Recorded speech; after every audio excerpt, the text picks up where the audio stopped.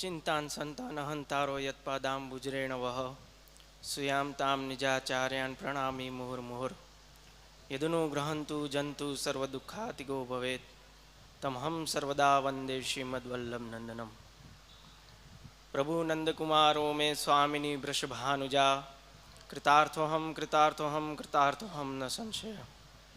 नमो भगवते तस्मै कृष्णायाद्भुतकर्मणे रूप नाम विभेदेन जगत क्रीडति यो यतः। श्री कृष्णाय नमः। श्री गोपीजन वल्लभाय नमः।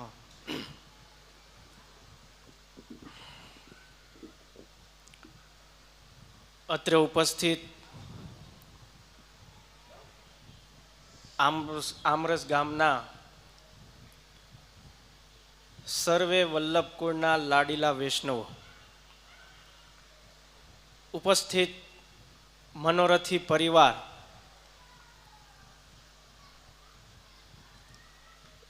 जेम छगनभाई कीधु के पुष्टि मार्ग ए आपणो कृपानो मार्ग छे। पुष्टि एटले पोषण, पोषण एटले अनुग्रह, अने अनुग्रह एटले कृपा, अने मार्ग एटले रस्तो। आ कृपानो मार्ग छे। पण आजकलना जीवोए एक कृपा शब्द ने छे ने ढाल बनावी लीधी छे। ढाल एटले के तलवारबाजी करता होईए अने सामे आपणा उपर कोई प्रहार करे तो आपणे आगळ शुं राखीए? ढाल राखी दઈએ। तलवार आपणा हाथमां होय पण आपणा बचाव माटे आपणे ढाल राखी दઈએ। एवी रीते कृपा शब्दनो उपयोग छे ने ढालनी रीते आजकलना जीवो करे छे। खरेखर ए ढाल नथी। कृपा तो आपणी उपर छे ज अने वरसी ज रही छे। जब तक गिरी गाय गोवर्धन तब तक कलयुग को प्रवेश नहीं। आपणे कलयुग थी बीवे छीए तो ज्यां आपणी माथे जे घरे ठाकोरजी बिराजता होय, पूर्ण पुरुषोत्तम बिराजता होय, त्यां कलयुगनो प्रवेश ज नथी। पण जेनी घरे प्रभु बिराजता होय एना घरनी वात छे। आजे घणा वैष्णवो जीवो लाखोनी संख्यामां ब्रह्मसमन लई जाय छे, पण कोई पूछे छे खरा के हवे अमारुं कर्तव्य शुं छे? उल्टाना एम पूछे छे के हवे अमे छूटा? अरे तमने तो हजी बांधा आ ब्रह्म संबंध। ब्रह्म एटले ठाकोरजी साथेनो संबंध। हजी तो तमने बांधा छे अमे। हजी तो ठाकोरजी साथेनो संबंध कराव्यो छे तो हजी छूटा क्यांथी थई गया? खरेखर वैष्णवोनुं कर्तव्य ब्रह्मसमन लीधा पछी शुं छे? प्रभुने लाड लडावानो अने प्रभुने सर्वस्व धणी मानवानो, एनुं सुख विचारवानुं। ए ज वैष्णवनुं मुख्य कर्तव्य छे। अने जेनी घरे ठाकोरजी नथी बिराजता, एक नानो एवो प्रसंग छे। एक महाराजश्री एक शेठ ने त्यां पधार्या। एने बहु मोटो बंगलो बनाव्यो, पेलो बीजो त्रीजो माळ, अने महाराजश्रीनी पधरामणी करावी गोस्वामी बालकनी। अने महाराजश्रीने विनती करी कि आप बधाय पेला बीजा त्रीजा माळे एक एक रूम में पधरामणी करो, पगला धरो। ता तो ओलो कथा करवा मांड्यो कि आ मारू रूम, आ मारा नाना छोकरानुं रूम, आ मारा मोटा छोकरानुं रूम। बधी जग्याए बावाना पगला कराव्या, पधरामणी करावी। बीजो माळमां पधरावी गयो कि आ तो मेहमानो माटे, मेहमान आवे ने एना माटे छे। त्रीजा माळे पधरावी गयो कि आ गेस्ट रूम छे, बधुं बताव्युं। बावाश्री एक ओला शेठे बालकने विनती करी कि कृपाना दरेक जे पण कोई आवे मारा बंगलाना बहु वखाण करीने जाय, पण आप केम वखाण नो कर्या? आपे केम वखाण नो कर्या मारा बंगलाना? એટલે બાવાશ્રી એટલું કીધું કે શેઠ હવે મારે ઘરે જઈને તો પેલા સ્નાન કરવું પડશે થઈ કે બાવાશ્રી આમને એના મુખારવિંદમાંથી આ શબ્દ કેમ વાપરો કે મારે ઘરે જઈને સ્નાન કરવું જોઈએ? તા એને વિનંતી કરી કે બાવા હવે તો મને કયો કે આપે આવું કેમ કીધું કે મારે ઘરે જઈને સ્નાન કરવું જોઈએ? તો આ બાળકે એવું સુંદર કીધું કે તે મને મોટા છોકરાનું રૂમ બતાવ્યું, તારું રૂમ બતાવ્યું, નાના છોકરાનું રૂમ બતાવ્યું, મહેમાનોને હોત રહેવાનું રૂમ બતાવ્યું તે, પણ તે નાનો એક એવો ગોખલો બતાવ્યો કે જેમાં મારા પ્રભુ બિરાજે છે.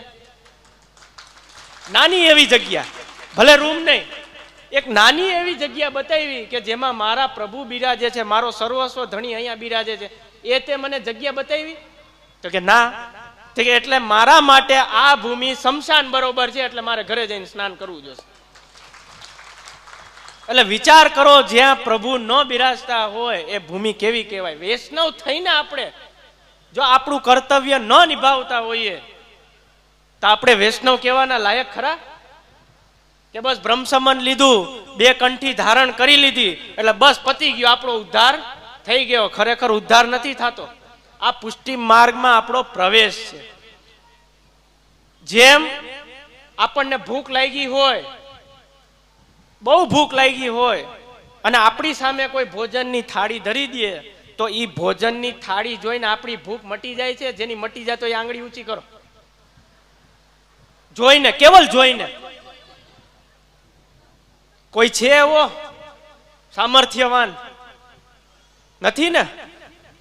કેવલ ભોજનની થાળી જોઈને આપણી ભૂખ નથી મટતી. શું કરવું પડે છે? કર્મ કરવું પડે છે. રોટલીનો કોર તોડવો પડે છે, મોઢામાં રોટલીનો કોર નાખવો પડે છે, એને ચાવવું પડે છે, અને પછી આપણા પેટમાં જાય છે, પછી પાચન ક્રિયા થાય છે, પછી આપણી ભૂખ મટે છે. આટલા કર્મો થાય છે. એવી જ રીતે વૈષ્ણવોને ત્યાં જે બ્રહ્મસમન તમે લ્યો છો, કંઠી ધારણ કરો છો, એમ નહીં સમજતા કે મારો ઉદ્ધાર થઈ ગયો. તમારે કર્તવ્ય તો હવે નિભાવવાનું છે. એટલા માટે પુષ્ટિ માર્ગમાં, પુષ્ટિ માર્ગ જ એવો માર્ગ છે કે જેમાં ફલની પ્રાપ્તિ પહેલા થાય છે, સાધન પછી કરવું પડે છે. બીજા ધર્મો અને સંપ્રદાયોમાં, હું કોઈ ધર્મની ટીકા નથી કરતો કે કોઈ સંપ્રદાય વિશે નથી બોલતો, પણ પુષ્ટિ માર્ગ આપણો સર્વશ્રેષ્ઠ માર્ગ છે કે જેમાં ફલની પ્રાપ્તિ પહેલા થાય છે. કયું ફલ? સાક્ષાત ભગવાન, સાક્ષાત ઠાકોરજી, સાક્ષાત પૂર્ણ પુરુષોત્તમ. કેવી રીતે પ્રાપ્ત થાય છે? કે તમે બ્રહ્મસમન લેવા જાઓ અને તમે વિનંતી કરો ગોસ્વામી બાલકને કે હવે અમારું કર્તવ્ય શું છે, તો એ ગોસ્વામી બાલક તમારી માથે ઠાકોરજી પધરાવી આપે કે આપ તમને ઠાકોરજી પધરાવીએ છે, આમને જ તમારું સર્વસ્વ માનો, આ જ તમારો ધણીને આને જ લાડ લડાવો. થઈ ગયું. પ્રભુ આપણી ઘરે પધાર્યા, ફલ મળી ગયું. આપને કાંઈ કર્યા વિના ફલ મળી ગયું જો આપણને. એટલા માટે પુષ્ટિ માર્ગમાં ફલની પ્રાપ્તિ પહેલા થાય છે. સાધન તો કે શું? સેવા. એ પછી કરવી પડે. અને ઘણાને તો અહંકાર એવો હોય છે કે મારી ઘરે ઠાકોરજી બિરાજે છે, હું ઠાકોરજીની સેવા કરું છું. લ્યા, આટલા તો અહંકાર છે કે મારી ઘરે. અરે તે બ્રહ્મસમન લીધું, ત્યાં બધું સમર્પણ કરી લીધું, તો આ તારું ક્યાંથી આવ્યું? તો તે પ્રભુને અને વલ્લભકુળના બાલકને છૈત્રા વલ્લભને. હજી જો તારું કંઈક બાકી રહી ગયું હોય તો એ તો છેતરામણી થઈ કહેવાય. અને તો પણ એમ કે જો હું સેવા કરું છું. ખરેખર વૈષ્ણવ આપણે સેવા નથી કરતા. ઠાકોરજી આપણી સેવા લીએ છે. આપણે તો કેવલ હાથ પવિત્ર કરીએ છીએ, સેવા પહોંચીએ છીએ. બાકી આ ત્રિલોકીના નાથની સેવા આપણે દુષ્ટ જીવ કરી શકીએ? આ તો કેવલ મહાપ્રભુજી અને ગુસાઈજીની કૃપાથી આપણને આ પ્રાપ્ત થયું છે. એની કાની દ્વારા અત્યારે જે આપણે પ્રભુનો સ્પર્શ કરીએ છીએ ને, બાકી તો ઋષિ મુનિઓ રાફડા થઈ ગયા તપસ્યાઓ કરીને, તોય પ્રત્યક્ષ નહીં પણ એના સ્વપ્નમાં પ્રભુએ દર્શન નથી આપ્યા. એ પ્રભુ આપણી ઘરે બિરાજે છે. શ્રી મહાપ્રભુજી ને ગુસાઈજીની કૃપાથી જ. અને જો તમે એમ કહેતા હો કે હું સેવા કરું છું, તો ગુસાઈજી ગોકુલનાથજી એમ ન કે સેવા તો બાપ બેટા કર ગયે ગોકુલનાથ. ચાચા હરિવંશજી એમ ન કે સેવા તો બાપ બેટા કર ગયે ગોકુલનાથ તો લકીર પીટે. ગુસાઈજી એકવાર રાજભોગમાં ભોગ ધર્યો, દાલમાં એક કણીકો આવી ગયો, રાજભોગ સરાવ્યો અને ફરી પાછળથી રાજભોગ ધર્યો, ત્યારે ગુસાઈજીને એટલું વિરહ થયું કે આજે અમારાથી સેવા ન થઈ. વિચાર કરો કે લાવો અમારા ભગવા, અમારે તો હવે વયું જવું છે. ત્યાં નવનીતલાલે અંદરથી કીધું કે ના, જો કાકાજી અહીંયા ન બિરાજતા હોય તો લાવો અમારી તન્યા અને ટોપી, અમારે પણ કાકાજી ભેગું વયું જવું છે. આવો પ્રેમ છે? તો પછી તમે કેવી રીતે કહી શકો કે હું સેવા કરું છું એમ? આપણામાં દીનતા, વિવેક, ધૈર્ય અને આશ્રય, જો વિવેક અને ધૈર્ય હશે ને તો આશ્રય સિદ્ધ થશે અને તો શરણાગતિ મળશે. આપણામાં વિવેક એટલે દીનતા, ધૈર્ય અને પછી આશ્રયનું પગથિયું છે. આશ્રય ત્યારે સિદ્ધ થશે. અને આ જે માલા પેરામણીનો પ્રસંગ છે, જેમ છગનભાઈએ વાત કરી કે માલા પેરામણીનો જે મનોરથ છે, જે પ્રસંગ છે, મનોરથ એટલે શું? જો આજકાલના ઘણી જગ્યાએ તો મનોરથ શબ્દને વિખી નાખ્યો છે. એકદમ સાદી ગુજરાતી ભાષામાં કહું ને તો વિખી નાખ્યો છે. દેખાદેખીની થઈ ગઈ છે કે ઓલાએ 5000 પાતળનો મનોરથ કર્યો તો હું 10,000 પાતળનો મનોરથ કરીશ. ખરેખર મનોરથ શબ્દ શું છે? મનરૂપી રથમાં તમે તમારો ભાવ પધરાવો અને ઠાકોરજીના ચરણારવિંદમાં સમર્પિત કરો, એનું નામ મનોરથ છે. આ મન છે, એ રથ છે. એ રથમાં તમે તમારો ભાવ પધરાવો, દેખાદેખી નહીં, ઓલો એમ કરે છે તો હું એમ કરું. એ મનરૂપી રથમાં તમે તમારા ભાવને પધરાવો અને એ ભાવ તમે ઠાકોરજીના ચરણારવિંદમાં સમર્પિત કરો, એનું નામ મનોરથ. બાકી તો આપણામાં કેટલી ભાવના છે. હરિરાયજીની છે, ગોકુળનાથજીની ભાવના છે, દ્વારકેશજીની ભાવના છે. એ આપણે વાંચીએ પછી એની નકલ કરવા જાય એટલે હલવાય. નકલ નથી કરવાની. ઠાકોરજી શું કહે છે કે તારા મનમાં જે ભાવ પ્રગટ થયા છે મારા પ્રત્યે, એ તું મને ધર, બીજાનો નકલ કરીને નથી ધરવાની. તારો જે ભાવ થાય છે મને અરોગાવાનો, તારો જે મનોરથ થાય છે એ મને તું સમર્પિત કર, દેખાદેખીનું નહીં. એટલા માટે મનરૂપી રથમાં આપણે આપણા ભાવને પધરાવીએ અને ઠાકોરજીના ચરણારવિંદમાં સમર્પિત કરીએ, એનું નામ જ મનોરથ. આપણે જાણીએ છીએ કે માલા પેરામણીનો મનોરથ એ કોઈ દુઃખનો પ્રસંગ નથી કે કોઈ લૌકિક પ્રસંગ નથી. આ એક આનંદ મનાવવાનો પ્રસંગ છે અને એક અલૌકિક પ્રસંગ છે. કારણ કે આ જે જીવે એના અહર્નિશ જીવનમાં જે પ્રભુને લાડ લડાવ્યા છે, કે જે સેવા કરી છે, સેવા પહોંચી છે, અને એ જીવ પાછો ઠાકોરજીની શરણમાં ગયો છે ને, એનો આપણે આનંદ મનાવવાનો અવસર એટલે માલા પેરામણી. આ કોઈ દુઃખનો પ્રસંગ નથી. અને પુષ્ટિ માર્ગને સરળ ભાષામાં અને સાદી ભાષામાં સમજવો હોય તો કૃપાનો માર્ગ એટલે પુષ્ટિ માર્ગ. કેવલ એક માટે પ્રભુ પધારે એ જ પુષ્ટિ. આપણે જોઈએ છે ને શ્રી મહાપ્રભુ, આપણે 4, શ્રી કૃષ્ણ, શ્રી રામચંદ્રજી, નરસિંહજી અને વામનજી, એનું પણ સ્થાન મહાપ્રભુજીએ આપણામાં બતાવ્યું છે ને, કે એને પણ પુષ્ટિ કાર્ય કર્યા છે એટલે આપણા પુષ્ટિ માર્ગમાં એનો ઉત્સવ મનાવવામાં આવે છે. વામનજીએ બલિરાજા માટે જન્મ લીધો, પધાર્યા, એનો ઉદ્ધાર કર્યો. નરસિંહજીએ પ્રહલાદ માટે જન્મ લીધો અને એનો ઉદ્ધાર કર્યો. અને રામચંદ્રજીએ તો 4 પુષ્ટિ કાર્ય કર્યા છે. અહલ્યાનો ઉદ્ધાર કર્યો, શબરીના હેઠા બોર ખાધા, સેતુ બંધાવ્યો અને આખા અયોધ્યાને વૈકુંઠવાસ આપ્યો. જીવ, જંતુ, પશુ, પક્ષી, મનુષ્ય બધાને લઈ ગયા. આ 4 પુષ્ટિ કાર્ય કર્યા છે. અને શ્રી ઠાકોરજી તો આપણા છે જ પૂર્ણ પુરુષોત્તમ.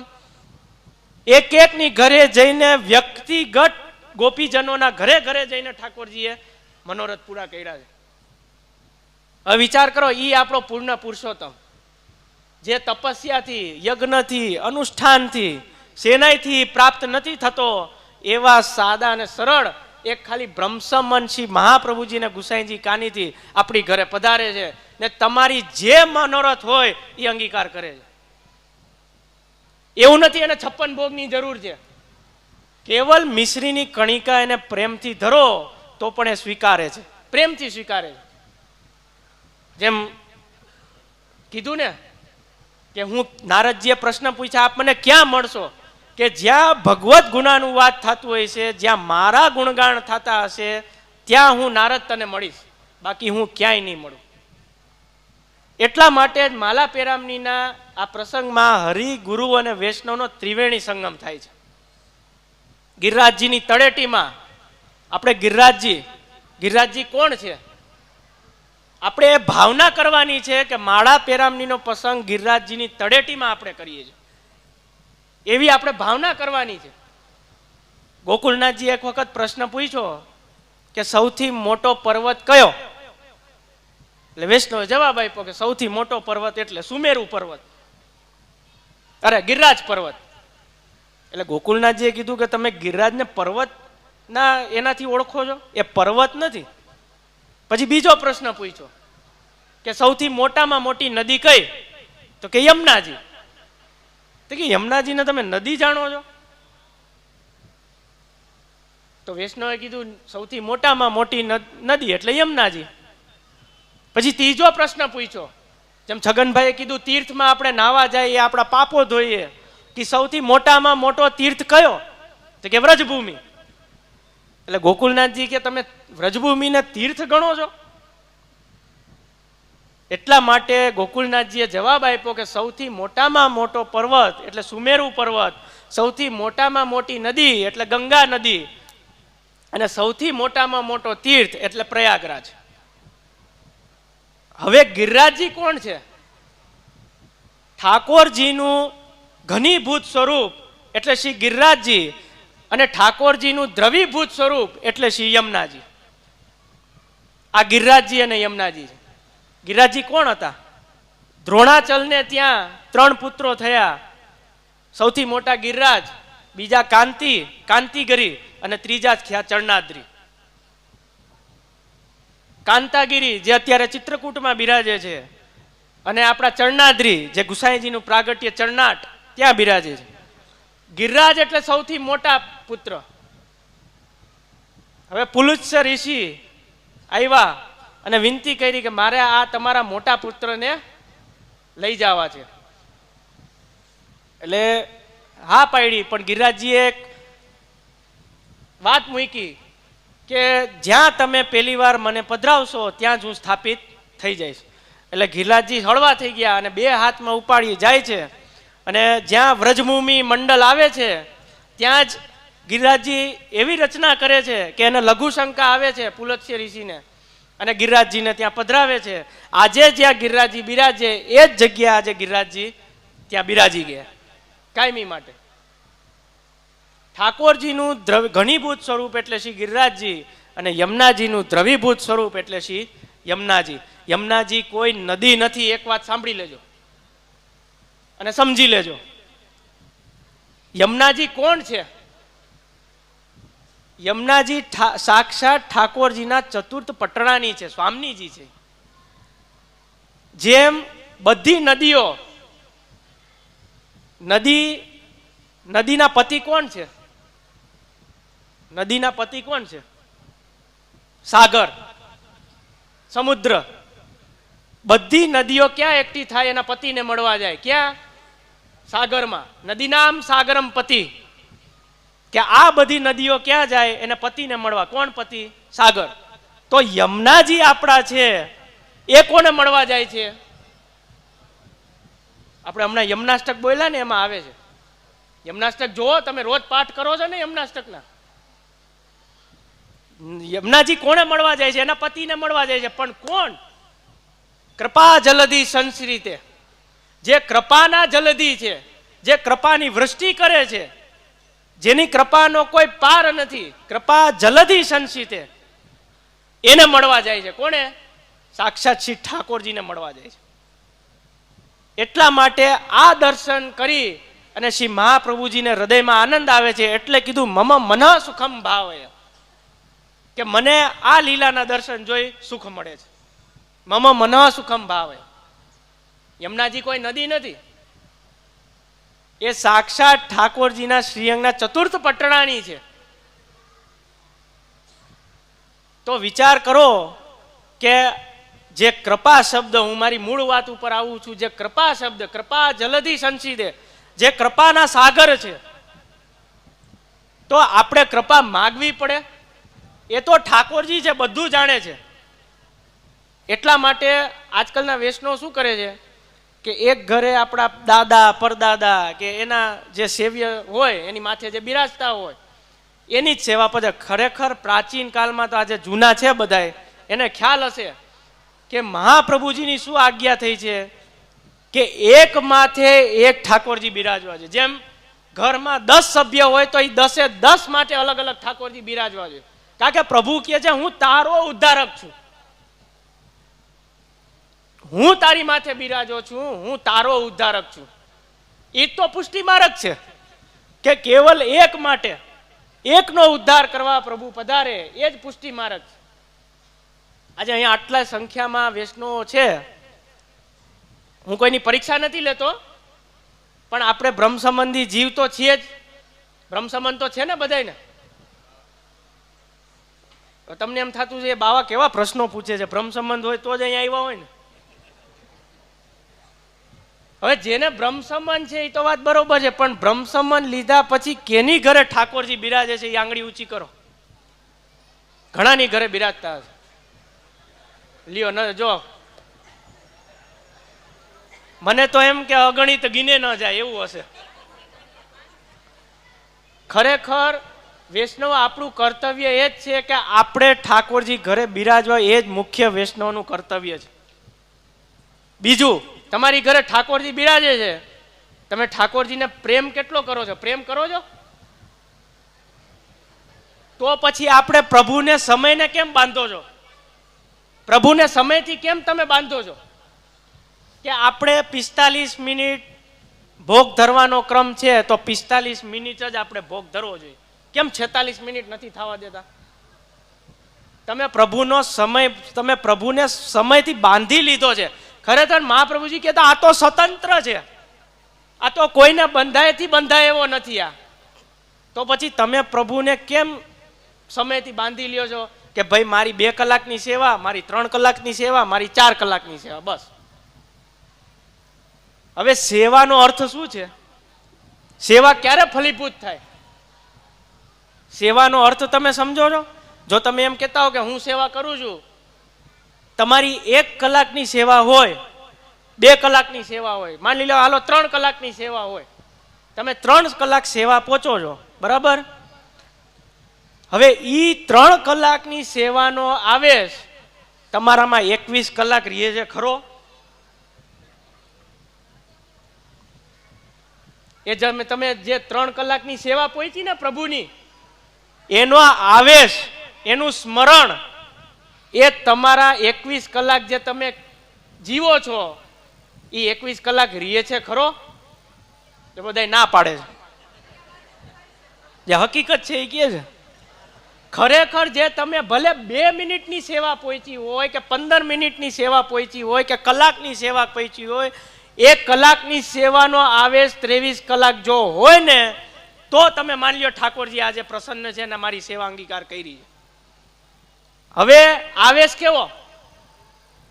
આવેશ કેવો કે તમે જે 1 કલાકની સેવા પહોંચી હોય એને તમે યાદ કરો કે મેં આજે ઠાકોરજીને કયા વસ્ત્ર ધર્યા છે, મેં આજે ઠાકોરજીને કેવી સેવા પહોંચી છે, કે આજે મેં ઠાકોરજીને ભોગમાં શું આરોગાવ્યું છે, કે આજે સેવામાં મેં શું શું કર્યું છે, એ તમે 23 કલાક યાદ કરો. આપણે તો ઠાકોરજીને પોઢાડીને ભૂલી જઈએ છીએ. લ્યો કે હવે તો પ્રભુ પોઢી ગયા, હવે ક્યાં ચિંતા છે? પણ પ્રભુ પોઢતા જ નથી. પોઢી તો આપણે જાય છે આ માયારૂપી આવરણમાં. પ્રભુ તો પોઢતા જ નથી. એ જેટલો આપણને યાદ કરે છે ને એટલા આપણે તો એને યાદ કરી જ નથી શકવાના. નથી કરી શકવાના. કારણ કે આપણે જે 1 કલાકની સેવા કરી એનો આવેશ છે જ નહીં આપણામાં, તો પછી સેવા શું? એ તો જો તમે પ્રભુને સમયથી બાંધતા હો ને તો એ સેવા નથી, એ શું છે? ક્રિયા છે. આપણે ઓફિસે જઈએ તો આપણી જે ડ્યુટી હોય 6 કલાકની ડ્યુટી, 7 કલાકની ડ્યુટી, 8 કલાકની ડ્યુટી, એ કરીને આપણે ઘરે આવી જઈએ. તો આ તમે જે પ્રભુને બાંધી લ્યો છો સેવામાં, તો એ એક જાતની ડ્યુટી જ થઈ કહેવાય. પછી તમે બાળકોને હેરાન કરો, શું વિનંતી કરો? શું? તો કે પ્રભુ મારાથી બોલતા કેમ નથી? પ્રભુ મને સ્વાનુભાવ કેમ નથી જતાડતા?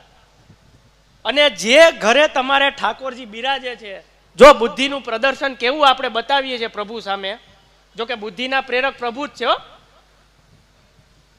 સામે ઠાકોરજી બિરાજે છે, આપણે એની સેવા પહોંચીએ છીએ, એ આપણા હાથેથી આપણે એને જગાડીએ, એને સ્નાન કરાવીએ, હાથેથી વસ્ત્રો ધરીએ, હાથેથી શિંગાર ધરીએ, આપણે હાથેથી આપણા ભોગ ધરીએ, આપણા હાથેથી પોઢાડીએ છીએ, અને આપણા જ પ્રભુને જે આપણી માથે બિરાજે છે એને કેવી વિનંતી કરીએ છીએ કે કૃપાના દર્શન ક્યારે આપશો? તો જે સામે બિરાજે છે એ કોણ છે? જેને તમે સેવા પહોંચો છો, તો ઈ કોણ છે? તો હું તમે એને એક મૂર્તિ રૂપ જ માનો છો? એ જ આપણા પ્રભુ છે. પણ આપણામાં એવી માયા રૂપી આવરણ પ્રભુએ અવરાવી દીધું છે કે આપણે પ્રત્યક્ષ જે ભાગવતમાં વિરહ બતાવ્યા છે, પ્રત્યક્ષ વિરહ, વાનાંતર વિરહ, પલકાંતર વિરહ, એવો વિરહ, દેશાંતર વિરહ, 4 પ્રકારના વિરહ બતાવ્યો. પણ એવા પ્રકારના વિરહ આપણને ક્યાં થાય છે? પ્રત્યક્ષ વિરહ તો એવું છે, પ્રભુ સામે હતા તોય વિરહ થતો તો. લ્યો, હવે તમે આપણે જેની સેવા પહોંચીએ છીએ એને જ આપણે વિનંતી કરીએ, કૃપાના દર્શન ક્યારે આપશો? પ્રભુ મારાથી કેમ બોલતા નથી? પ્રભુ કેમ આરોગતા નથી? તો આપણો ગોરજાઈ સમરાઈનો પ્રસંગ વાંચી લેજો કે પ્રભુ સાક્ષાત આજ્ઞા કરે છે કે જે હું આરોગું છું એ કોઈ દી ખૂટતું જ નથી, ઉલટાનું વધી જાય છે. તો વિચાર કરો વૈષ્ણવો કે આપણે વૈષ્ણવી જીવન જીવીએ છીએ, આપણે બ્રહ્મસંબંધી જીવ છીએ, પણ આપણી ઘરે સેવા નથી બિરાજતી. કેવા દુર્ભાગ્ય છે આપણા. તો ખરેખર વૈષ્ણવ હજી મોડું નથી થયું, આપણે ગુરુ ઘરે જઈ વિનંતી કરીએ કે અમારી માથે ઠાકોરજી પધરાવો. અને જો સેવાથી ડરવાની જરૂર નથી, ઠાકોરજીની તમે કેવી રીતે સેવા કરો છો એ મહત્વનું નથી, પણ ઠાકોરજી કેવા પ્રેમ ભાવથી સેવા કરો છો ને એ મહત્વનું છે. જો પ્રભુ એટલા કૃપાળુ છે ને, આપણા ઠાકોરજી એટલા કૃપાળુ છે, એટલા દયાળુ છે કે આપણા દોષ નથી જોતા, પણ આપણાથી કરાતી સેવાને પ્રભુ પેલા જોવે છે. આપણે આપણા બાળકને સાચવીએ, નાનું બાળક હોય, બરાબર, નાનું બાળક હોય, હવે તમને એને રમાડવાની ઈચ્છા થતી હોય તો તમે એને ગોદીમાં લઈને એ આનંદ મજા આવે કે ઓલો સામે બેસાડી દઈને ખેલતો એમાં મજા આવે? લ્યો કયો. ગોદીમાં લઈ એનો સ્પર્શ કરીએ ત્યારે આનંદની અનુભૂતિ થાય ને. એવી જ રીતે આપણા પ્રભુ છે. દર્શન માત્રથી પૂર્ણાનંદ નથી આવતો, પણ જ્યાં સુધી એમની તમે સેવા નહીં પહોંચો, એનો સ્પર્શ નહીં કરો, ત્યાં સુધી આનંદ માત્ર પાદ મુખોદરાદિ. મહાપ્રભુજીએ ચોખ્ખું કીધું છે કે નખથી લઈને શીખ સુધીનો જો તમને આનંદ લેવો હોય તો તમે એનો સ્પર્શ કરો, એમની સેવા પહોંચો, એમને લાડ લડાવો, તો તમને એ ભજનાનંદની અનુભૂતિ થશે. એ તમને પૂર્ણાનંદની અનુભૂતિ થાય. પૂર્ણાનંદ હરિ તસ્માત કૃષ્ણ એવ ગતિર્મમ. કે જે પૂર્ણાનંદ તમારે પ્રાપ્ત કરવો છે એ ત્યાં દર્શન માત્રથી નહીં આવે. કેવી રીતે આવશે? તમે એનો સ્પર્શ કરશો તો જ આવશે. તમે એનો સ્પર્શ કરશો તો જ આનંદની અનુભૂતિ તમને થશે. એટલા માટે વૈષ્ણવ હજી મોડું નથી થયું, ગુરુ ઘેરે જઈ બાળકોને વિનંતી કરો કે આપ મારા ગુરુ છો, આપ મારી માથે ઠાકોરજીની સેવા પધરાવી આપો. તમે કાંઈ ન કરો તો કાંઈ નહીં, કેવલ ઠાકોરજીને સવારે જગાડો, એમની જારી ભરો, મિશ્રી ભોગ ધરો અને ઠાકોરજીને પોડાડી દો. આટલું તો કરો. પણ આપણે તો એ નથી કરવું. ખાવું, પીવું અને સુઈ જાવું. હવે મારે કાંઈ બીજું વિશેષમાં નથી બોલવું. ખાવું, પીવું, સુઈ જાવું તો એ કોણ કરે છે? ગલીમાં જે રખડતો હોય ને ઓલો, એ પણ એનું 2 ટાઈમનું ખાવું પીવું ને ગોતી લે છે. તો જેમ છગનભાઈએ કીધું કે આપણને તો પ્રધાન બનાવી દીધા છે, આપણને તો વૈષ્ણવની પદવી આપી છે, તો આપણે તો વૈષ્ણવજી શ્રી મહાપ્રભુજી ગુસાઈજીના સેવક છીએ. આપણે એવા તેવા જીવ નથી, આપણે તો મહાપ્રભુજી ગુસાઈજીના સેવક છીએ. તો વૈષ્ણવ હજી મોડું નથી થયું, ગુરુ ઘેર જઈ વિનંતી કરો કે અમારે જો તમે ઠાકોરજી પધરાવશો, હું આટલી વખત કહું છું, તો મને તો કાંઈ પ્રાપ્ત નથી થવું. મને કેવલ આનંદ જ પ્રાપ્ત થશે કે મેં જે વ્રચનામત કર્યા એનું તમને અનુકરણ તો કોઈએ એક જણાએ તો કર્યું, બાકી તો ઘણા કહે છે વતનામત કરો વતનામત કરો, પણ કોઈ એના જીવનમાં કે કોઈ હૃદયમાં ઉતારતું નથી. બસ કોઈ માન લો અહીંયા ન આવ્યું હોય મનોરથમાં, બહાર કોઈ પૂછે કે બાલક પધાર્યા હતા કે હા, તો કે વતનામત કર્યા તો કે હા, તો કે શું કર્યા હતા કે એ ખબર નથી, કાંઈક હારું હારું બોલતા હતા.